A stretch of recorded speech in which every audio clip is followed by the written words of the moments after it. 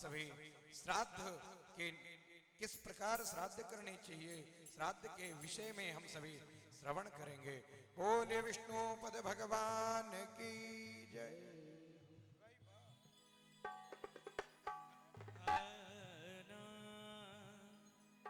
कि मुझे दास बना कर रख लेना,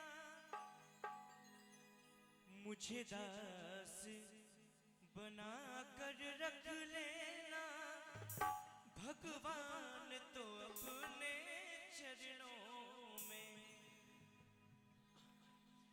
मुझे दास बना कर रख लेना, मुझे दास बना कर रख लेना, भगवान तो अपने चरणों में। मुझे दास बना कर रख लेना, भगवान तो अपने चरणों में, भगवान तो अपने चरणों में, श्री राम तो अपने चरणों में।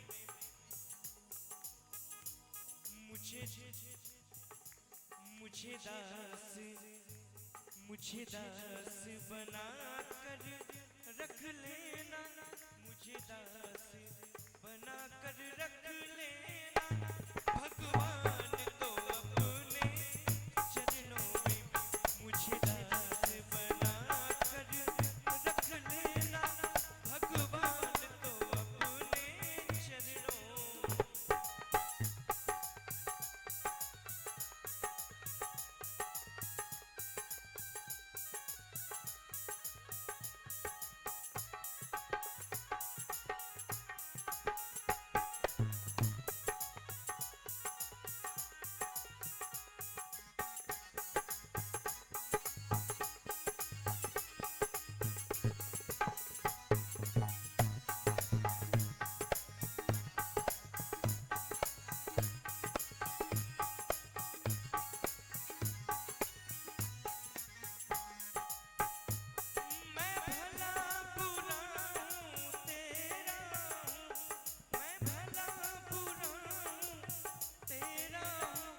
तेरे द्वार पे डाला तेरा हूँ, तेरे द्वार पे डाला तेरा हूँ।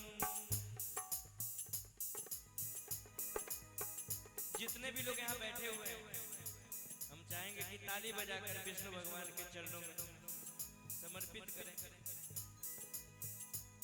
मैं भला बुरा हूँ तेरा हूँ, मैं भला बुरा हूँ तेरा हूँ, तेरे द्वार पे डाला तेरा हूँ, तेरे द्वार पे डाला तेरा हूँ। मुझे चाहकर जान के रख लेना, भगवान तो अपने चरणों में। मुझे चाहकर जान के रख लेना, भगवान तो अपने चरणों में। मुझे दास बना कर रख लेना, भगवान तो अपने चरणों में। बोले विष्णु पद भगवान की जय। मुझे दास बनाकर रख लेना, भगवान तो अपने चरणों में। श्रीमान, जिस दिन परमात्मा अपने चरणों में आपको स्थान प्रदान कर दे, उस दिन आपसे धन्य कोई इस संसार में नहीं हो सकता। भक्तों, इस संसार में अपने लिए समय निकालना बड़ा मुश्किल हो जाता है, क्योंकि गृहस्थ धर्म में कभी खेती के चक्कर में, कभी धन एकत्रित करने के चक्कर में जीव पड़ा रहता है। पर एक घड़ी आधो में पुण्याध, तुलसी संगत साधु की जो कटे कोटि अपराध। अपने गृहस्थ धर्म में रह करके अपना भविष्य तो सुधारना चाहिए। जैसा कि किसी माँ के सामने उसके बच्चे अगर इस संसार से शरीर छोड़कर जाते हैं, मानो उस माँ के ऊपर विपत्तियों का पहाड़ टूट जाता है। परंतु यह शास्त्र कहता है, जब तक जीवे माता रोए, बहन रोए 10 मासा, 13 दिन तक त्रिया रोए, फिर किए घर बासा। भक्तों, सभी का पता तो विपत्ति में चल जाती है, सुख में तो सभी कोई आपको सहायता करने वाला उपस्थित हो जाता है। सुख में आपको हमेशा सहयोग करने वाले खड़े हो जाते हैं, पर दुख में जो सहयोग करने वाले हों वही सुहृदजन, वही अपने होते हैं।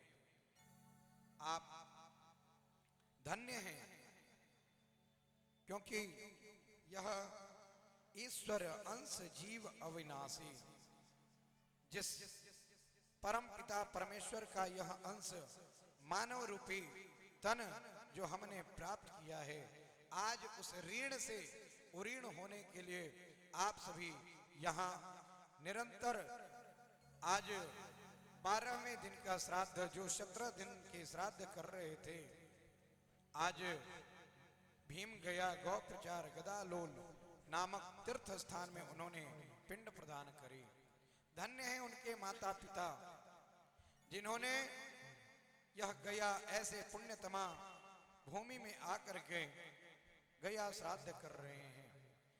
पर उनके मन में लगता है कि मैं जब गया श्राद्ध कर रहा हूं,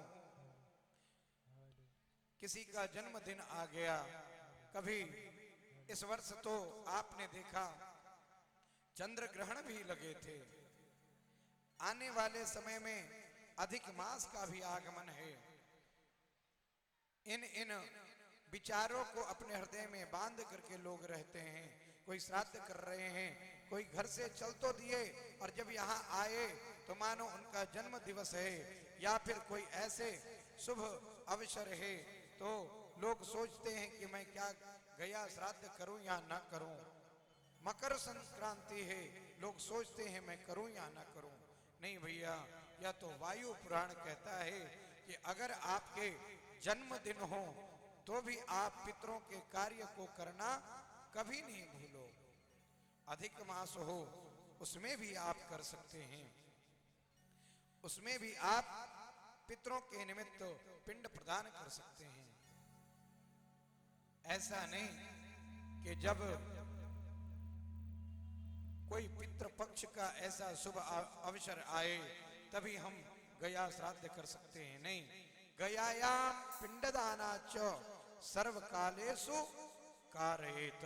कोई ऐसी मनाही नहीं है, कोई ऐसी मनाही नहीं है कि आप गया श्राद्ध केवल पितृपक्ष में ही कर सकते हो। अगर पितृपक्ष की बातें करें तो पितृपक्ष भी, यह तो कणाद का समय है, कन्या राशि के सूर्य उपस्थित हैं, जिस कारण से हम सभी यहाँ उपस्थित हैं। परंतु महाराज 4 पितृपक्ष हैं, 4 पितृपक्ष हैं जो अपने पूर्वजों की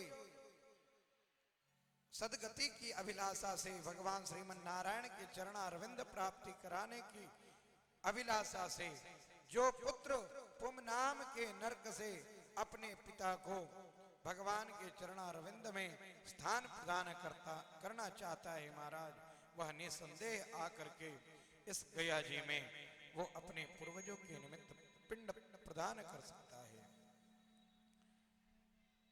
कहते हैं, इस्यते पितृभिर्भोज्यम हविष्यानम मुने ऋतम मुष्टिमात्र प्रमाणेन चार्द्रामलक मात्रकम। कल तो यहाँ